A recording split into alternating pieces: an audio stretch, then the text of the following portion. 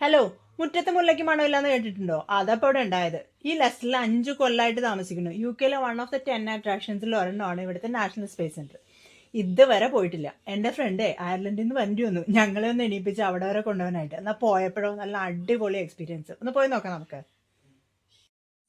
ഇതാ നമ്മളിവിടെ നടന്നു കയറുന്നത് ലെസ്റ്ററിലെ സ്പേസ് സെന്ററിലേക്കാണ്. ഇവിടെ നമുക്ക് ഒരുപാട് കാഴ്ചകൾ വെയിറ്റ് ചെയ്യുന്നുണ്ട്. നമ്മളെ വെൽക്കം ചെയ്യുന്നതിന് യൂറി കേൾക്കാറേ ഫസ്റ്റ് സ്പേസിൽ പോയ ആളുടെ വാക്കുകളാണ്. ഇനി സ്പേസിലേക്ക് പോകുമ്പോൾ പലതരം ഡ്രസ് കോഡുകളൊക്കെ ഉണ്ട് പോലും. സ്പേസ് ഷിപ്പിൽ ഇരിക്കാൻ ഒരു ഡ്രസ്സ്, വർക്ക് ടൈപ്പിന് വേറൊരു ഡ്രസ്സ്, പുറത്തേക്ക് ഇറങ്ങുമ്പോൾ വേറൊരു ഡ്രസ്സ്.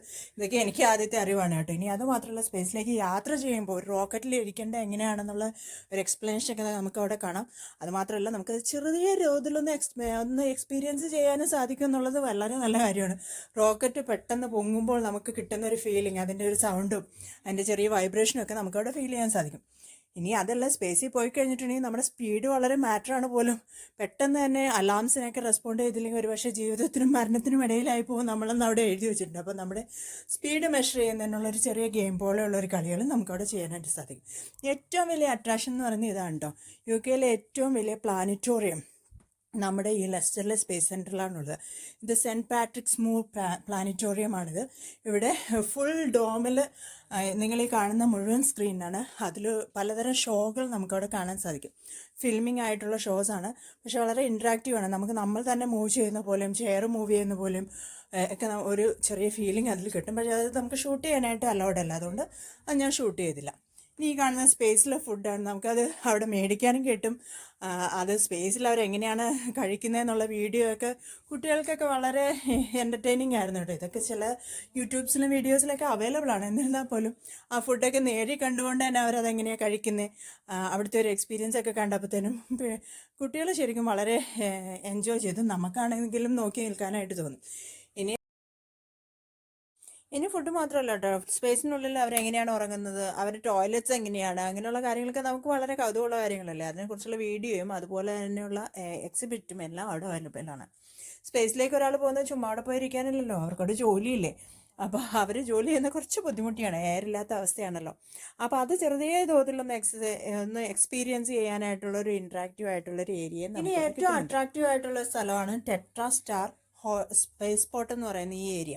ഒരു 25 മിനിറ്റ് ഉള്ള ഒരു ഇൻട്രാക്റ്റീവ് ആയിട്ടുള്ളൊരു ഏരിയയാണ് ഇത്. നമ്മൾ മാർസിലേക്ക് നമ്മൾ തന്നെ ഒരു ട്രിപ്പ് പോകുന്നു, ഒരു റോക്കറ്റിലേക്ക് കയറി നമ്മൾ പോകുന്നു. അവിടെ എന്തെങ്കിലുമൊക്കെ എമർജൻസി വരുന്നത് അത് നമ്മൾ തന്നെ ഹാൻഡിൽ ചെയ്യുന്നു. ഒരു ടീമിൽ ഒരു ലീഡർ ഉണ്ടാവും, അയാൾ പറയുന്നതനുസരിച്ച് കാര്യങ്ങൾ ചെയ്യുന്നു. അങ്ങനെ ഒരു ഗ്രൂപ്പായിട്ട് നമുക്ക് പ്ലേ ചെയ്യാൻ പറ്റുന്ന, കുട്ടികളും അഡൾട്ട്സും എല്ലാവരും എൻജോയ് ചെയ്യുന്ന നല്ലൊരു ഏരിയയാണിത്.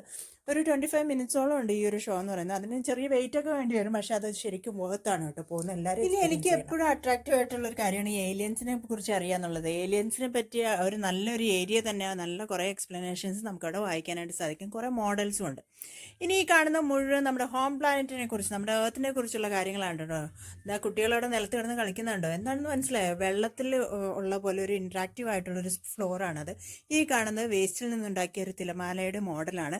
കുട്ടികളവിടെ കളിക്കുന്നത്, നമ്മുടെ പ്ലാനറ്റ് മാത്രമേ വെള്ളമുള്ളൂ എന്നുള്ളത് വലിയ അട്രാക്ഷൻ അല്ലേ. ഇത് അവിടെ അവർ വെള്ളത്തിൽ കളിക്കുന്ന പോലെ, മീനെ പിടിക്കാൻ പോകുന്ന പോലെയൊക്കെയുള്ള ഫീലിംഗ് അവർക്ക് അവിടെ കിട്ടുന്നുണ്ട്. ഇനി ഈ സ്പേസ് ട്രിപ്പുകളുണ്ട്. നമ്മുടെ പ്ലാനറ്റിന് എന്തൊക്കെ ഗുണങ്ങളുണ്ടായിട്ടുണ്ട്, അവരെന്തൊക്കെയാണ് കണ്ടുപിടിക്കുന്നത്, ഈ ഒരു സാറ്റലൈറ്റുകളൊക്കെ വെച്ച് എന്തൊക്കെയാണ് കണ്ടുപിടിക്കുന്നതെന്നും ഇനി നമ്മൾ എന്തൊക്കെ മാറ്റങ്ങളാണ് വരുത്തേണ്ടതെന്നും നമ്മൾ എങ്ങനെയൊക്കെ നമ്മുടെ ഭൂമിയെ ദ്രോഹിക്കുന്നുണ്ടെന്നൊക്കെ ഒരു ബാലരമ ചിത്രകഥ പോലെ നമുക്ക് അവിടെ നിന്ന് വായിച്ചെടുക്കും. ഇനി അതുമാത്രമല്ല, ഇനി നമ്മൾ അങ്ങനെയൊന്നും ചെയ്യില്ല എന്ന് വേണമെങ്കിൽ ഒരു പ്രതിജ്ഞയും നമുക്ക് അവിടെ നിന്ന് എടുക്കാം.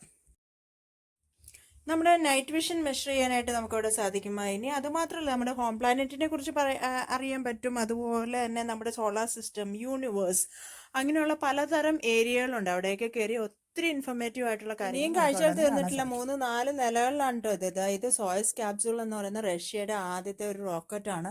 അതിൻ്റെ ഒറിജിനൽ ആയിട്ടുള്ള മോഡൽ തന്നെ നമുക്ക് അവിടെ കാണാനായിട്ട് സാധിക്കും. ഇനി മുകളിലേക്ക് കയറിയിട്ടുണ്ടെങ്കിൽ റോക്കറ്റിൻ്റെ എഞ്ചിൻസ്, പിന്നെ അതിനെക്കുറിച്ചുള്ള എഞ്ചിനീയറിംഗ് വർക്കിനോടൊക്കെ താല്പര്യമുള്ളവർക്ക് ഒത്തിരി അധികം പൊങ്ങിക്കുന്ന കൂടാരത്തിൽ നമ്മളെന്താ കാണുന്നത്, ഒറിജിനൽ ആയിട്ടുള്ള റോക്കറ്റാണ്. ബ്ലൂ സ്ട്രീക്ക് ആൻഡ് ടോറബിൾ എന്ന് പറഞ്ഞ 2 USA റോക്കറ്റ്സ് ആണ് നമ്മളവിടെ കണ്ടുകൊണ്ടിരിക്കുന്നത്.